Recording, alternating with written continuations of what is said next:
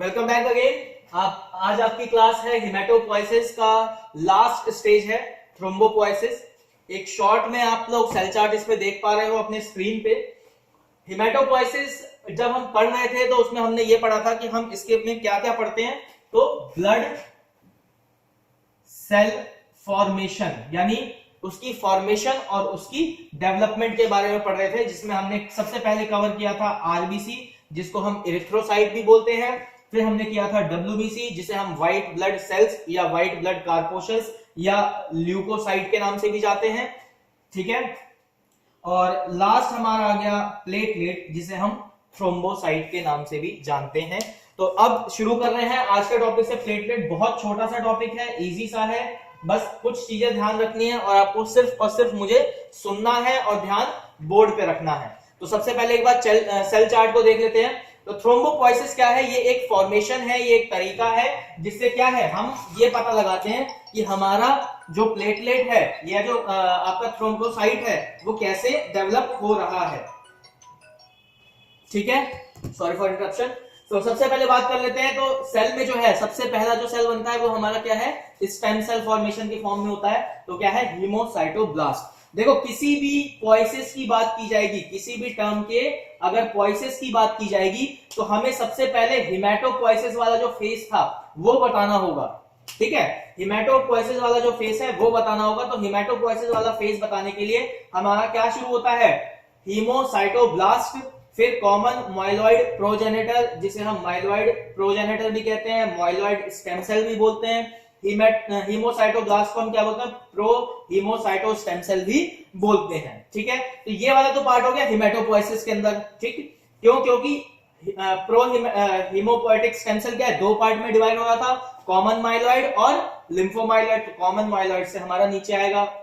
फिर आ जाते हैं मेगा क्रायोब्लास्ट। अब ये जो मेगा क्रायोब्लास्ट है यहां से जो नीचे लाइनेज जा रहा है, टाइम पीरियड जा रहा है, आशा इस लाइनेज इस टाइम पीरियड को हम क्या बोलते हैं? किस नाम से डिनोट करते हैं?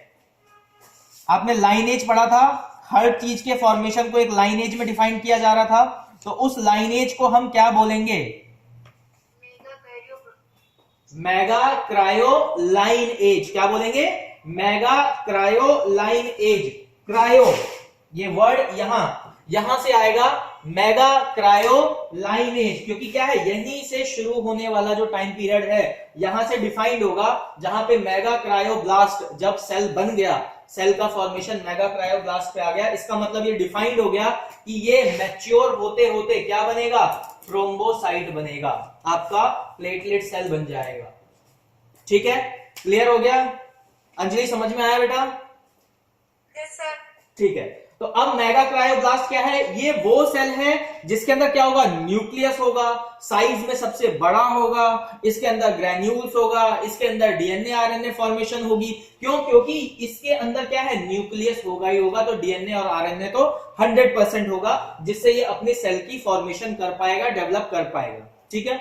अब ये सारे सेल, एक चीज और याद रखना, जब भी आप सेल के कलर की बात करते हैं, अगर हम ब्लड सेल के कलर की बात कर रहे हैं तो याद रखना ये कलर जो डिनोट किया जाता है ये डिनोट किया जाता है लिस्मन स्टेन को ध्यान में रखते हुए, ठीक है। लिस्मन स्टेन हिमेटोलॉजी में आपका जो स्टेनिंग होता है, मोस्ट यूज स्टेन जो है, सबसे ज्यादा यूज होने वाला स्टेन जो है वो लिस्मन स्टेन है हिमेटोलॉजी में। इसी स्टेन से ही हम क्या, जो हमारे ब्लड सेल्स हैं, जो क्या है ब्लड सेल्स हैं, वो क्या है कलर हम डिनोट कर पाते हैं, ठीक है। इसमें जिम्सा स्टेन भी आती है, लेकिन मोस्टली क्या है हम लिस्मन स्टेन को ध्यान में रखते हुए इसके ब्लड सेल के कलर को डिफाइन करते हैं। किस फॉर्मेशन में? जब हम हिमेटोपोइसिस पढ़ रहे होते हैं। क्लियर हुआ रानी? क्लियर हुआ ये चीज? आवाज ही नहीं आती। खाना वाना नहीं खाती है क्या बेटा? खा रहे समझ में नहीं आ रहा है? फिर आ रहा नहीं आया तो बताना बेटा, दोबारा समझाएंगे, ठीक है। तो मेगा क्रायोब्लास्ट आ गया। अब मेगा क्रायोब्लास्ट के बाद चलते हैं मेगा क्रायोसाइट। अब ब्लास्ट और साइट में मैंने क्या डिफरेंस बताया था? ब्लास्ट के अंदर बहुत सारी चीजें होती हैं और जैसे ही वो साइट में कन्वर्ट होता है, मतलब एक सेल की शेप लेना शुरू हो गया है, जिस शेप का आपका सेल होता है उसी शेप का वो कन्वर्ट हो चुका है, बस कुछ कंपोनेंट निकलना बाकी है मैच्योर होने के लिए। ठीक है, थोड़ी सी मतलब 1% 2% डेवलपमेंट बाकी है, बाकी जो आपकी 98-99% डेवलपमेंट है वो हो चुकी है। तो जब मेगा क्रायोसाइट स्टेज पे आया तो बस 1-2% ही डेवलप होने के बाद वो क्या हुआ, थ्रोम्बोसाइट में कन्वर्ट हो गया। और थ्रोम्बोसाइट क्या है, हमारा प्लेटलेट है। क्लियर हुआ? अब बात कर लेते हैं इसके सेल डायामीटर की। तो जब आप आते हो मेगा क्रायोब्लास्ट पे, ठीक है, तो सेल का साइज क्या होता है, 25 से 30 माइक्रोन इन डायामीटर। क्या साइज होता है इसका, 25 से 30 माइक्रोन। इसका जो सेल साइज है वो 20 माइक्रोन से 30 माइक्रोन इसका डायामीटर में सेल साइज होता है। क्लियर है? ठीक है। और जब ये मेगा क्रायोसाइट जो है, कभी कभी क्या है, ये मेगा क्रायोसाइट जो है ये आपका 100 माइक्रोन तक भी दिख सकता है। याद रखना, ये जो है आपका 100 माइक्रोन तक भी आप इसको देख सकते हो। इसकी नॉर्मल रेंज कितनी होती है थ्रोम्बोसाइट की? आशा, थ्रोम्बोसाइट की नॉर्मल रेंज कितनी होती है? जी, इतना सोचो मत बेटा, 1.5 लाख से 4.5 लाख पर क्यूबिक mm। ये आपको टिप्स पे याद होना चाहिए। देखो कुछ चीजें आपको टिप्स पे याद होना चाहिए। कोई पूछे हीमोग्लोबिन मेल कितना है, आपको एकदम ध्यान स्ट्राइक होना चाहिए आपके दिमाग में कि हाँ भाई उसका रेंज कितना है। इन्फेंट में पूछे तो कितना है, आरबीसी के बारे में पूछे तो कितना है। मतलब एक टर्म, सिंगल टर्म में आपको डिफाइन होना चाहिए, आपको पता होना चाहिए कि क्या नॉर्मल रेंज चल रही है। ठीक है,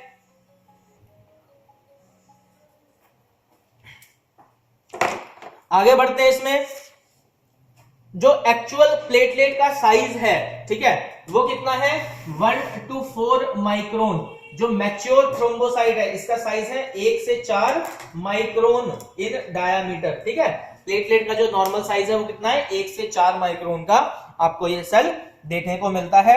इसकी लाइफ स्पेन की बात कर ले कि भाई ये कितने दिन जिंदा रहता है। ये सेल आज बना तो कितने दिन तक जिंदा रहेगा, तो 10 दिन तक, 10 डेज तक ये जिंदा रहेगा। ठीक है, तो आज आपका हेमेटोपोइसिस फिनिश हो गया।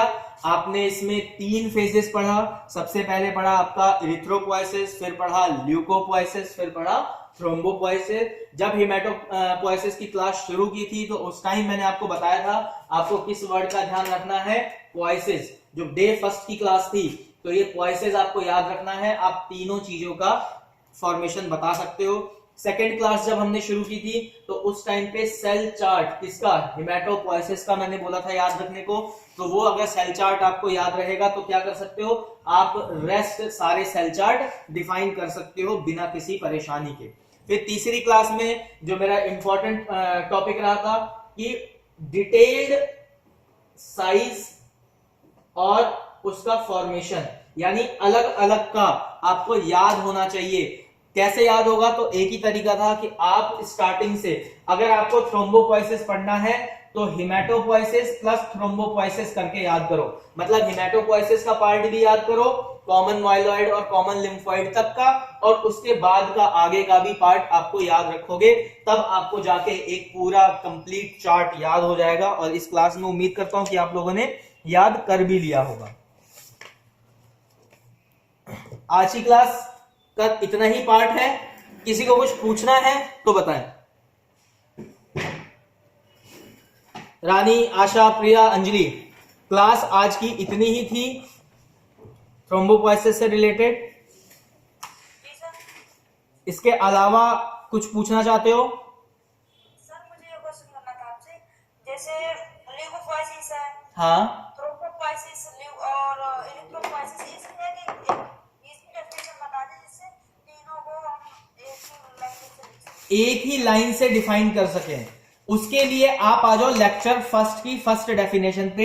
हेमेटोपोइसिस is the formation and development of various cellular component of blood cell in bone marrow. ये तो याद है? ठीक है, अब हेमेटोपोइसिस की जगह कर दो थ्रोम्बोपोइसिस। चलो आज की ले लेते हैं। Thrombopoiesis is the formation and development of, various की जगह क्या हो जाएगा, thrombocyte cellular component, thrombocyte cellular component of blood in the bone marrow. Clear हो गया रानी? सर बोल दीजिए, मैं लिख रहा हूँ। Thrombopoiesis, thrombopoiesis is the formation and development. देखो पहले फर्स्ट डेफिनेशन लिखो, हिमेटोपोइसिस वाली पहले डेफिनेशन लिख लो। आपको मेरे बोलने से याद नहीं होगा, आप अपने आप ही बना लोगे, मैं तरीका बता रहा हूं। पहले हिमेटोपोइसिस की डेफिनेशन लिखो। Haematopoiesis is the formation and development of various cellular component of blood in bone marrow. इतना याद हो गया? अब हिमेटोपोइसिस की जगह लिखो थ्रोम्बोपोइसिस, ठीक है, और वेरियस सेलुलर की जगह लिखो थ्रोम्बोसाइट सेलुलर कंपोनेंट। ठीक है, अब डेफिनेशन एक बार रिपीट करो अपने आप ही, अपने आप रिपीट करो, मैं सुन रहा हूं। thrombocyte is the formation of development and the thrombocyte cellular component of bone marrow. Component of blood in the bone marrow. क्या होगा? Component of blood in the bone marrow. ठीक है, ये हो गया थ्रोम्बोपोइसिस का। अब बात कर लेते हैं ल्यूकोपोइसिस का। तो ल्यूकोपोइस में क्या होगा? Leukopoiesis is the formation and development of various leukocyte cellular component of blood in bone marrow. Easy हो गया। अब आ जाओ इरिथ्रोपोइसिस का। तो इरिथ्रोपोइसिस में कैसे बोलोगे? Erythropoiesis is the formation and development of various erythrocyte cellular component of blood in bone marrow. आसान हो गया। एक डेफिनेशन से आपने 4 डेफिनेशन बना दी। हिमेटोपोइसिस की डेफिनेशन थी, आपने इरिथ्रोपोइसिस की भी बना दी, आपने थ्रोम्बोपोइसिस की भी बना दी, और आपने ल्यूकोपोइसिस की भी बना दी। क्लियर हो गया? ठीक है।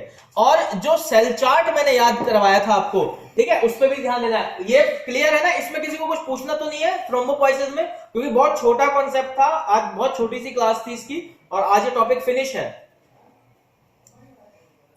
थ्रोम्बोपोइसिस में कुछ पूछना तो नहीं है?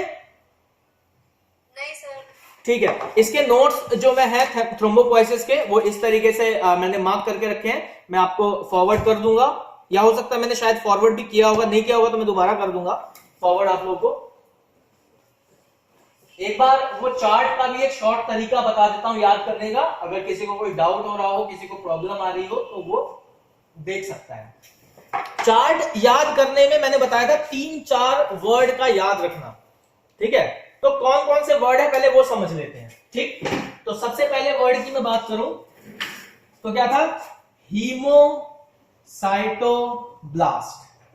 एक वर्ड तो ये हो गया जो हमें याद रखना है। ठीक है, दूसरा वर्ड क्या याद रखना है?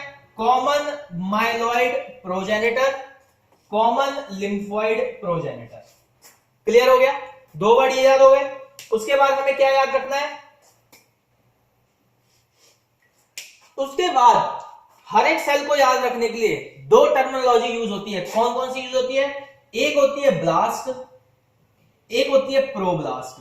प्रोब्लास्ट, फिर ब्लास्ट, फिर साइट। ये 3 टर्मिनोलॉजी यूज होती है ना भाई। सेल पहले क्या बनता है? किसी भी टर्म से प्रोब्लास्ट में जाता है। कोई सा भी सेल का नाम हो, बीच में कोई भी सेल हो, वो क्या होगा? प्रोब्लास्ट के फॉर्म में जाएगा। फिर क्या होगा? फिर वही सेल ब्लास्ट की फॉर्म में जाएगा। समझ में आ रही है? नहीं आ रही हो तो मुझे रोक देना। फिर वो क्या था? सेल ब्लास्ट की फॉर्म में गया। फिर वो ब्लास्ट बनने के बाद क्या हुआ? फिर वो साइट की फॉर्म में चला जाता है। ठीक है, क्या था? जैसे न्यूट्रोफिलिक, क्या था न्यूट्रोफिल का? Anjali Rajput. Neutrophilic myelocyte. Neutrophilic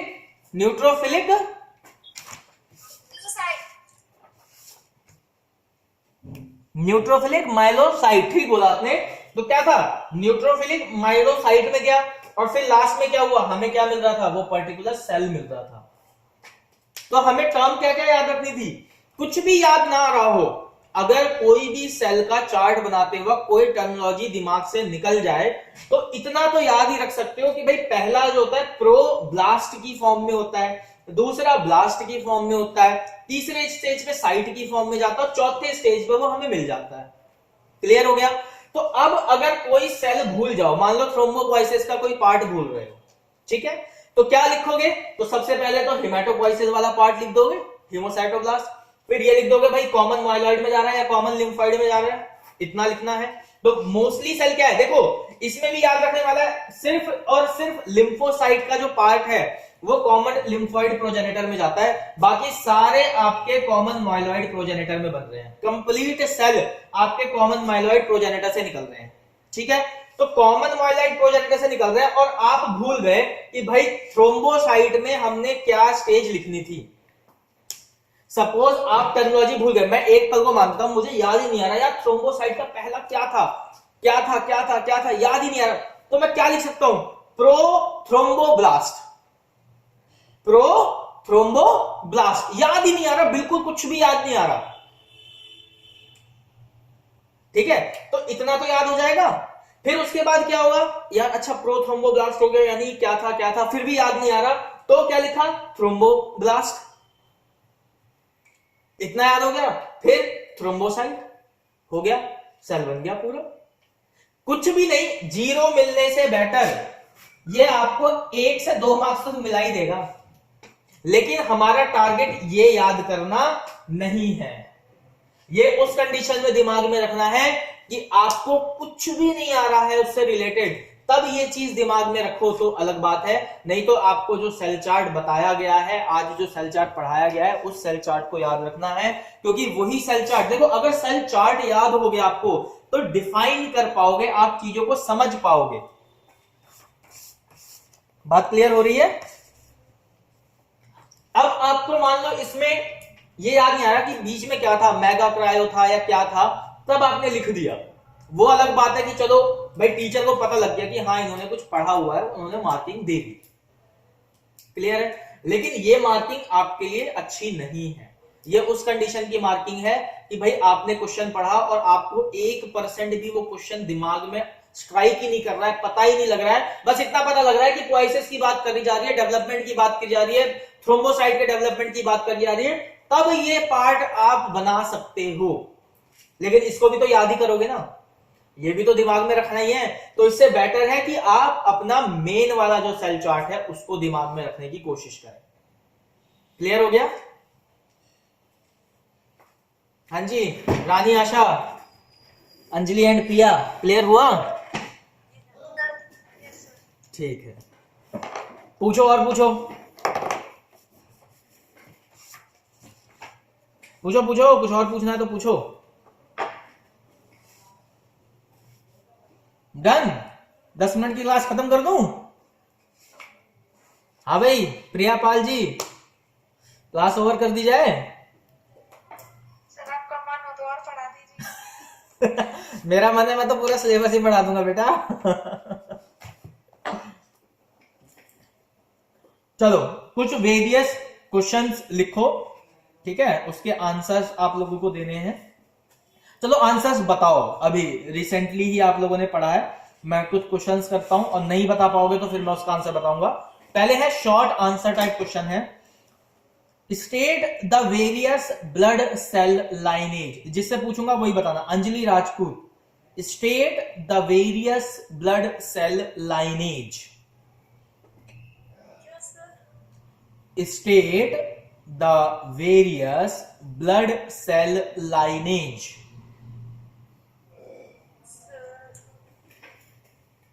question का मतलब समझे कि नहीं, पहले तो ये बताओ। सर ब्लड सेल लाइनेज नहीं बता दीजिए सर। ब्लड सेल लाइनेज यानी कौन कौन से लाइनेज थे उसके बारे में बताना। अच्छा उसमें सर इरिथ्रोइड लाइनेज था, myeloid lineage, lymphoid lineage, megakaryocyte lineage. और भी कोई था? 4 ही थे? 4 ही थे सर। कौन कौन सा था बताया आपने, एक बार रिपीट करो तो। Erythroid lineage, myeloid lineage, lymphoid lineage, megakaryocyte lineage. अब हर एक लाइनेज को एक एक लाइन में डिफाइन भी कर दो।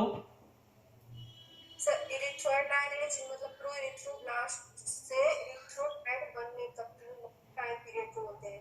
और माइलॉइड यानी इसको और कैसे डिफाइन कर सकते हो अच्छी तरीके से, erythroid lineage is the lineage where your erythrocyte develops and get mature from where erythroid pro erythroid blast to erythrocyte.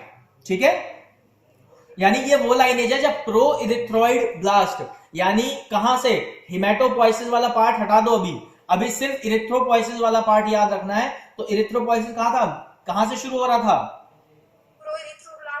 Pro erythroblast से। तो प्रो इरिथ्रोब्लास्ट से इरिथ्रोसाइट बनने का जो टाइम पीरियड था, जिसमें क्या हो रहा था, डेवलपमेंट हो रही थी और इरिथ्रोसाइट की फॉर्मेशन हो रही थी, उस टाइम पीरियड को हम क्या बोलते हैं, आपका प्रो इरिथ्रो लाइनेज। ठीक, अब ऐसे ही आशा आप बताओगे बेटा, दूसरा बताओ लाइनेज का, इसका इरिथ्रो लाइनेज का तो बता दिया, अब आप बताओ मेगा क्रायो लाइनेज का।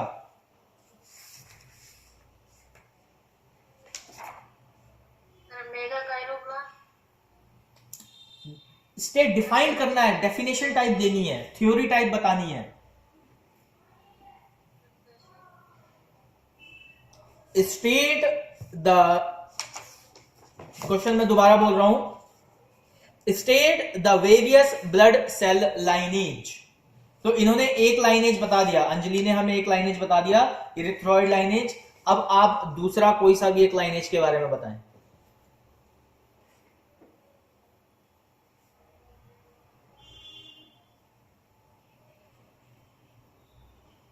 कोशिश करो, कोशिश करो।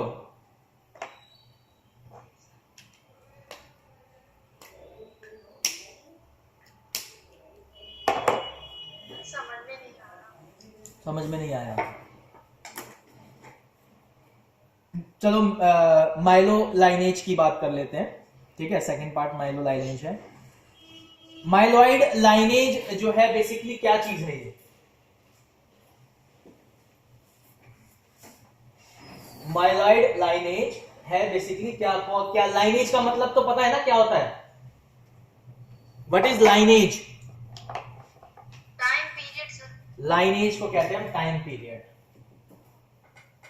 लाइनेज मतलब होता है टाइम पीरियड। ठीक है, तो अब माइलॉइड लाइनेज का क्या मतलब हुआ,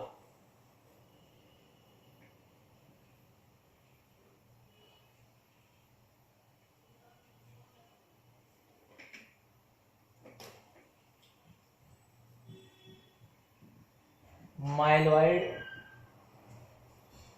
लाइनेज का क्या मतलब हुआ सर। आपकी कॉल आ रही है अकरम सर, फोन आ रहा था, आपका फोन बाहर रखा हुआ है, कॉल आ रही है। कैसे हो, ठीक हो? हाँ जी आशा, माइलॉइड लाइनेज से क्या समझ रहे हो,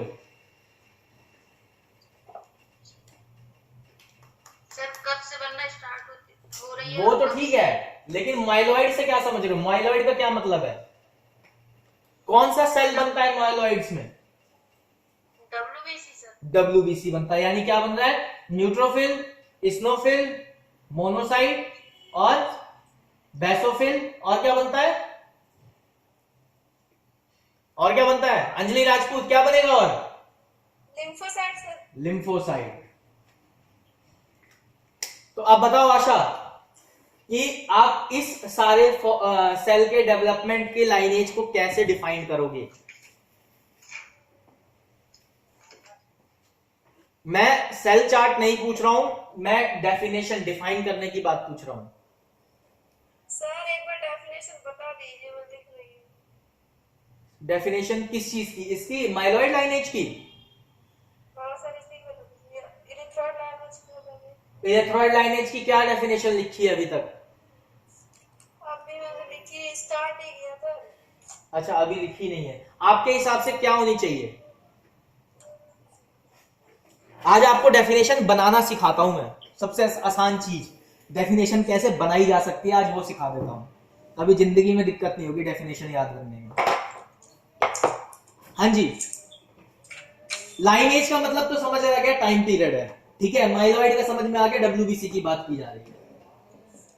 ठीक, सबसे पहले इरिथ्रॉइड लाइनेज की बात कर लेते हैं, ये भी छोड़ो, एक सबसे कॉमन सेल ले लेते हैं इरिथ्रॉइड का। ठीक,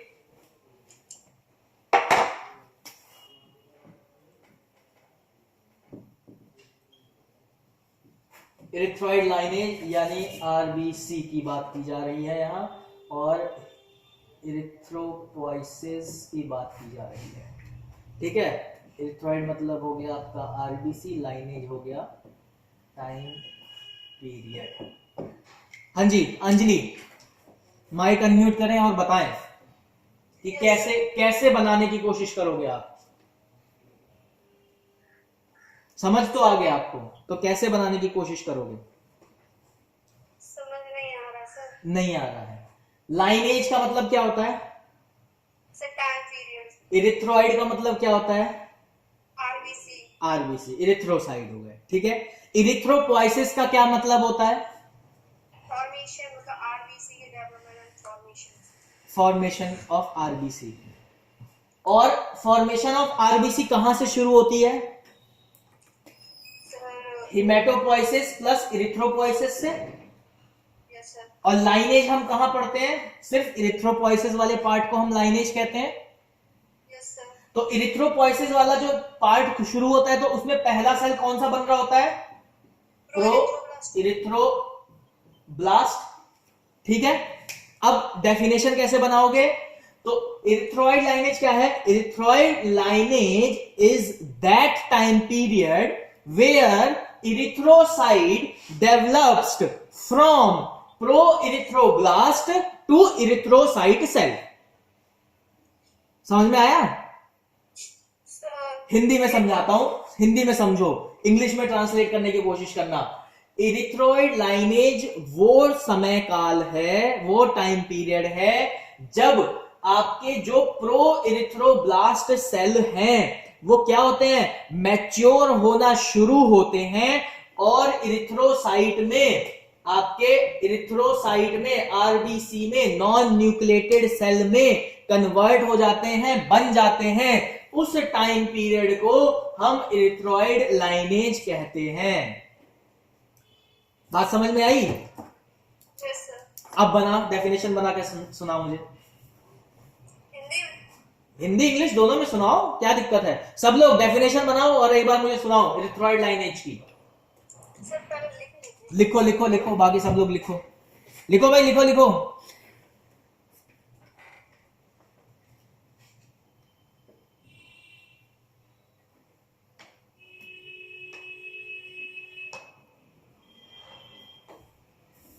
सबसे शॉर्ट में देखो, डेफिनेशन एक तो है भाई, किताब में से उठाओ और लिख लो, ये है भाई, आपने याद कर लिया। किसी चीज को बताना है कि भाई ये डस्टर है, तो किसी ने एक डेफिनेशन दे दी और वही दुनिया रटे जा रही है, रटे जा रही है, रटे जा रही है। समझ में आ रहा है तो भी ठीक, नहीं आ रहा तो भी ठीक। डेफिनेशन का मतलब क्या है? आपको डिफाइन करना है, समझाना है कम शब्दों में। ठीक है, तो कम शब्दों में तो बहुत सारे तरीके हैं समझाने की, जरूरी थोड़ी है एक ही डेफिनेशन याद रखना है। हाँ, लैंग्वेज सही होनी चाहिए, फॉर्मेशन सही होना चाहिए, ग्रामेटिकल मिस्टेक कम से कम होनी चाहिए, तब वो परफेक्ट डेफिनेशन बनती है। तो उसको ध्यान में रखते हुए सारी चीजों को आपको डेफिनेशन खुद बनानी आनी चाहिए। और कोई चीज अगर समझ में आ जाती है तो डेफिनेशन बनाना कोई बहुत बड़ी बात नहीं है, आप बहुत आसानी से डेफिनेशन बना सकते हो।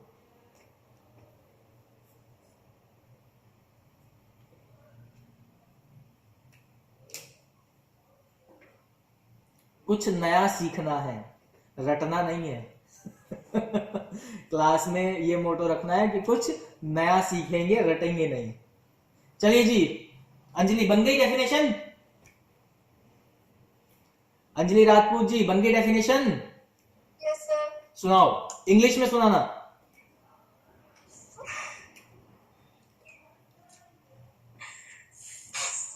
कोशिश करो। प्रोइरिथ्रोब्लास्ट, सर हिंदी में ही बता रहे। प्रोइरिथ्रोब्लास्ट से नहीं नहीं नहीं नहीं नहीं, कोशिश करो पहले इंग्लिश में, क्योंकि पेपर इंग्लिश में देना है बेटा। पर हिंदी तो सुन लीजिए, वो सही चलो है। चलो सुनाओ सुनाओ, हिंदी सुनाओ। चलो, प्रोइरिथ्रोब्लास्ट से इरिथ्रोसाइट के मैच्योर होने के समय का आपको इरिथ्रॉइड लाइनेज कहते हैं। बहुत अच्छा, ठीक है। अब इंग्लिश में सुनाओ इसको।